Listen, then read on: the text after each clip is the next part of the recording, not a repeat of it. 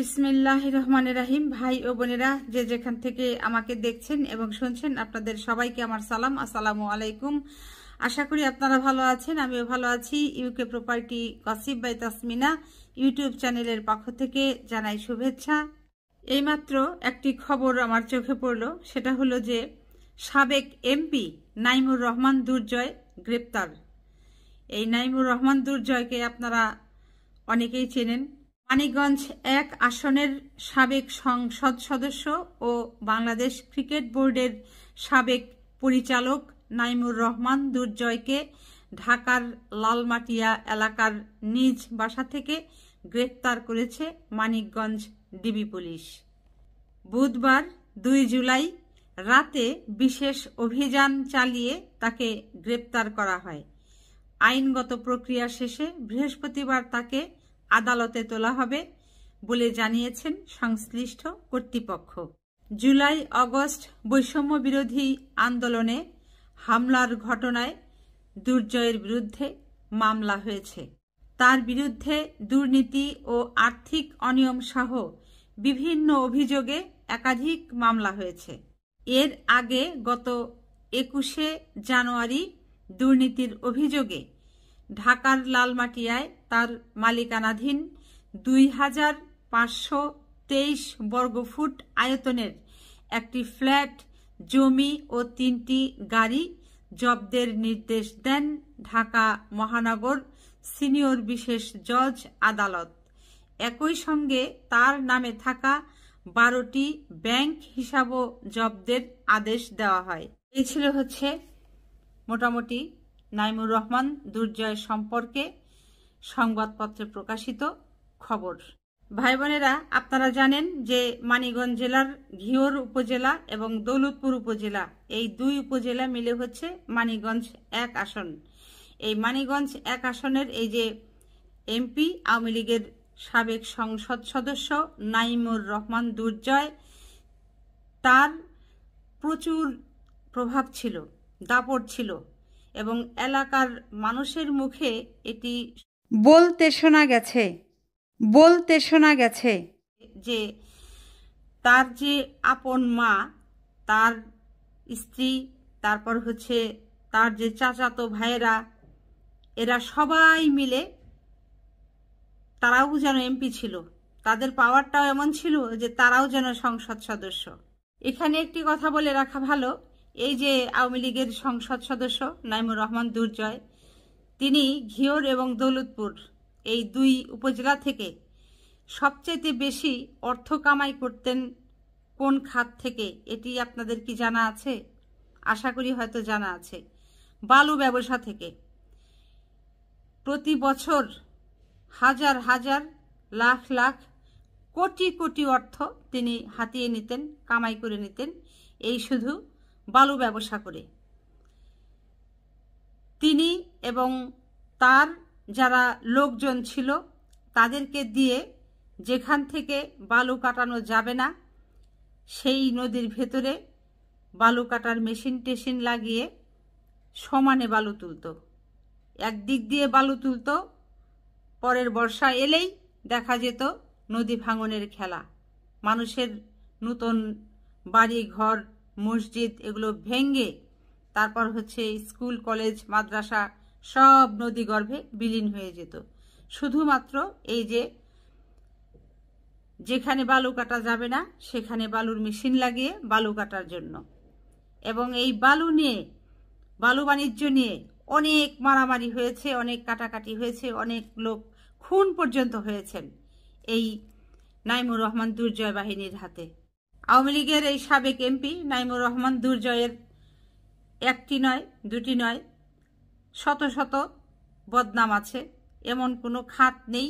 মানিকগঞ্জ একটা এমনিতেই ছোট একটা জেলা, শান্তশিষ্ট একটা জেলা। এখানকার মানুষজন খুব একে অপরের সাথে বন্ধুত্বপূর্ণ মনোভাব নিয়ে চলাফেরা করে, একের প্রতি অপরের প্রচণ্ড রকমের মায়া। কিন্তু সেখানে এই আওয়ামী লীগ ক্ষমতায় এসে দীর্ঘ 15 বছর শুধু এর সাথে ওর, ওর সাথে ওর লাগালাগি, বাধাবাধি, ঝগড়াঝাঁটি, কাটাকাটি সব কিছু একের পর এক লাগিয়ে দিয়েই রাখত, শুধু প্যাচ আর প্যাচ, বিচার মামলা এই সমস্তর মধ্যে জড়িয়ে ফেলেছিল। শুধুমাত্র এটা এই আওয়ামী লীগ ক্ষমতায় আসার কারণে। বিগত 15-16 বছর আগে মানিকগঞ্জের রেকর্ড এরকম ছিল না। মানিকগঞ্জের আদালতে গত দেশ স্বাধীন হবার পরে যত মামলা না হয়েছে, আমার মনে হয় এই আওয়ামী লীগ সরকার ক্ষমতা থাকাকালীন সময়ে তত মামলা হয়েছে। শুধুমাত্র এই আওয়ামী লীগের যারা সন্ত্রাসীরা আছে, নেতারা আছে, এরা শুধু এর বাড়ি দখল, এর জমি দখল, এর চর দখল, এর গাড়ি দখল, এর বউ দখল, এই সমস্ত হাবিজাবি করে শুধু মামলা আর মামলা। যা হোক, এই নাইমুর রহমান দুর্জয় তিনি চাকরি বাণিজ্যতেও অর্থ কম কামাননি। হাজার হাজার কোটি কোটি অর্থ কামিয়ে নিয়েছেন এই চাকরি বাণিজ্য থেকে।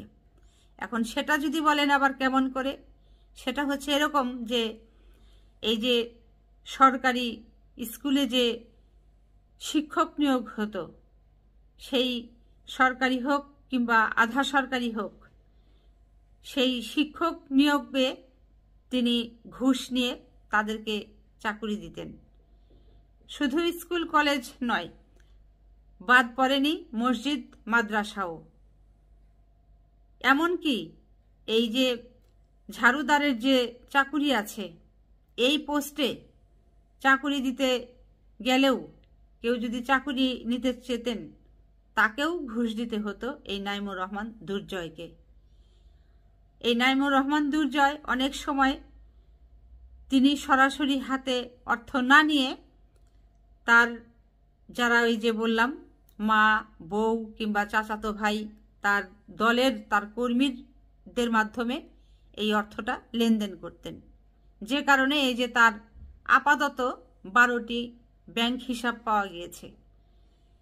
নাইমুর রহমান দুর্জয়, আপনার 12টি ব্যাংক হিসাব, আপনি তো মানিকগঞ্জ জেলার ঘিওর উপজেলা আর দৌলতপুর উপজেলার আওয়ামী লীগের সাবেক সংসদ সদস্য। আপনি কি খোঁজ নিয়েছেন যে আপনার ওই ঘিওরের লোকেরা কেমন আছে, দৌলতপুরের লোকেরা কেমন আছে? এমপি হয়েছেন আর বসবাস করেছেন ঢাকার শহরে। এই যে প্রায় 2600 স্কয়ার ফিটের ফ্ল্যাট কিনে সেখানে মানে রাজার হালে বসবাস করতেন। গাড়ি পাওয়া গেছে 3টা। আর আপনার দৌলতপুর এলাকায়, আপনার ঘিওরের ওই এলাকায় এখনো এমন গ্রাম আছে যে গ্রামে রিক্সাও যায় না। তবু যদি রিক্সাকে ঠেলে ঠুলে নেওয়া যায়, রিক্সাওয়ালা কিছুক্ষণ পরে বলে যাত্রীকে, মামা কিংবা চাচা নেমে যান। কারণ যে গড়ান, যে উঁচু, যে ঢালু, রিক্সাওয়ালা একা ব্যালেন্স করতে পারে না রিক্সা। যাত্রীকে পিছন দিক থেকে ধাক্কা দিতে হয়, সহযোগিতা করতে হয়। আর আপনি ঢাকা শহরে বসে 3টা গাড়িতে চলাফেরা করেন। আপনার ঘিওরের লোকেরা, আপনার দৌলতপুরের লোকেরা যারা আপনাকে এই যে নির্বাচিত করেছিল, তাদের সাথে আপনি প্রতারণা করেছেন। যদিও ভোট তো হয়নি, সব দলের লোকেরা তো নির্বাচন কেন্দ্রে যায়নি, তারপরেও 2-4টা আপনার দলেরই যারা গিয়েছিল, তাদেরকে আমি মনে করি আপনি প্রতারিত করেছেন। তাদেরকে আপনি যেভাবে আশ্বাস দিয়েছিলেন রাস্তা করে দিবেন, ঘাট করে দিবেন, মসজিদ নির্মাণ করে দিবেন, স্কুল করে দিবেন, তাদেরকে চাকুরি দিবেন, তাদেরকে ব্যবসা করবার জন্য ঋণ দেবেন, ঘোড়ার ডিমটা আপনি দিয়েছেন। নিজের পকেটটা ভারী করে নিয়েছেন। তো যা হোক, সবশেষে মানিকগঞ্জ ডিবি পুলিশকে ধন্যবাদ জানাই যে অনেক দেরিতে হলেও মানিকগঞ্জ এই ঘিওর এবং দৌলতপুরের যিনি আওয়ামী লীগের সাবেক সংসদ সদস্য এই নাইমুর রহমান দুর্জয়কে আপনারা গ্রেপ্তার করতে পেরেছেন। ভাগ্যিস যে পালিয়ে চলে যায়নি, আর একজন তো পালিয়ে চলে গেছে, ওই যে স্বাস্থ্য প্রতিমন্ত্রী যিনি ছিলেন, ওনার নাম কি, জাহিদ হাসান মালিক, স্বপন, কর্নেল মালিকের ছেলে, তিনি তো পলাতক, আমেরিকায় চলে গেছে। ভাগ্যিস যে একে আপনারা অন্তত ধরতে পেরেছেন।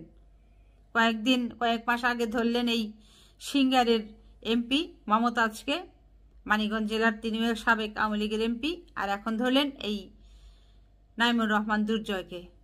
তো এই জন্য ধন্যবাদ জানাচ্ছি মানিকগঞ্জের ডিবি পুলিশকে। এরপর মনে করি এই মানিকগঞ্জের যারা এখনো আওয়ামী লীগের সাবেক এমপি ছিলেন, ধরাছোঁয়ার বাহিরে আছেন, গোপনে আত্মগোপনে আছেন, এদেরকে অতি দ্রুত গ্রেপ্তার করুন, আইনের আওতায় আনুন। ভাই বোনেরা, এখানে আমি একটা জিনিস দেখে খুব অবাক হচ্ছি, সেটা হলো যে এই আওয়ামী লীগের সভানেত্রী শেখ হাসিনা থেকে শুরু করে একেবারে তার মন্ত্রী, প্রতিমন্ত্রী, উপমন্ত্রী, সংসদ সদস্য থেকে শুরু করে নেতা পাতি নেতা যা আছে, যাকেই ধরা হচ্ছে, সকলেরই দেখা যাচ্ছে কারোরই একটা দুইটা ব্যাংক অ্যাকাউন্ট না, ডজন ডজন ব্যাংক অ্যাকাউন্ট। এ থেকেই বোঝা যায় যে এরা কি পরিমাণ কামাইয়ের ধান্দায় ছিল এই 15-16 বছর, যে কারণে তাদের এত ব্যাংক অ্যাকাউন্ট। না হলে একটা মানুষের কতগুলো ব্যাংক অ্যাকাউন্ট লাগে বলেন তো? আপনার কয়টা ব্যাংক অ্যাকাউন্ট আছে? আমার কয়টা ব্যাংক অ্যাকাউন্ট আছে? একটা, দুইটা, তিনটা, চারটা। কিন্তু এই 20টি, 30টি, কারো 40টি, কারো 70টি, কারো 100টি, কারো 150টি, কারো 200টি। সর্বনাশ লাগে যেন এরা বাংলাদেশের সমস্ত ধন সম্পদ মানুষকে মেরে কেটে খাওয়ার জন্য ক্ষমতায় এসেছিল। সব অর্থ এরা পাচার করে দিয়েছে, সব পাচারকারী আওয়ামী লীগের এই নেতাগুলা। এদের ভেতরে দেশপ্রেম বলতে নেই, বাংলাদেশের মানুষের জন্য বিন্দুমাত্র মায়া মমতা এদের ভেতরে নেই। এদের ভিতরে কোনো মনুষ্যত্ব থাকলে তারা এই ধরনের কার্যকলাপের সাথে সম্পৃক্ত হতে পারত না। তো যা হোক, এখন আর বলে লাভ নাই, এখন এক এক করে ধরা হচ্ছে, এদের বিচার হবে, উপযুক্ত শাস্তি পাক। এবং যে সম্পদ এরা চুরিচামারি করে নিজের বানিয়ে নিয়েছিল, এগুলো সব সরকার জব্দ করে সরকারের যে রাষ্ট্রীয় কোষাগার আছে সেখানে নিয়ে সেই অর্থ বাংলাদেশের যারা দরিদ্র মানুষ আছে, গরিব মানুষ আছে, এতিম আছে, অসহায় বৃদ্ধ আছে, প্রতিবন্ধী আছে, তারপরে এই 1971 সালে যারা যুদ্ধ করে শহীদ হয়েছেন তাদের যে পরিবার আছে তাদেরকে, এবং সর্বশেষ জুলাই অভ্যুত্থানে যারা শহীদ হয়েছেন তাদের পরিবারের সদস্যদেরকে, সেই সাথে যারা আহত হয়েছেন তাদের চিকিৎসার জন্য, তাদের পরিবারের সদস্যের জন্য এই অর্থগুলো বন্টন করে দেওয়া হোক। এরপর যেটি থাকবে সেটি বাংলাদেশের রাস্তাঘাট উন্নয়নের জন্য বিভিন্ন খাতে সেগুলোকে ব্যয় করা হোক। সবাই ভালো থাকবেন, সুস্থ থাকবেন এবং আমার জন্য দোয়া করবেন। আমার এই চ্যানেলটিতে লাইক, কমেন্ট, শেয়ার এবং সাবস্ক্রাইব করবেন। আসসালামু আলাইকুম, আল্লাহ হাফেজ।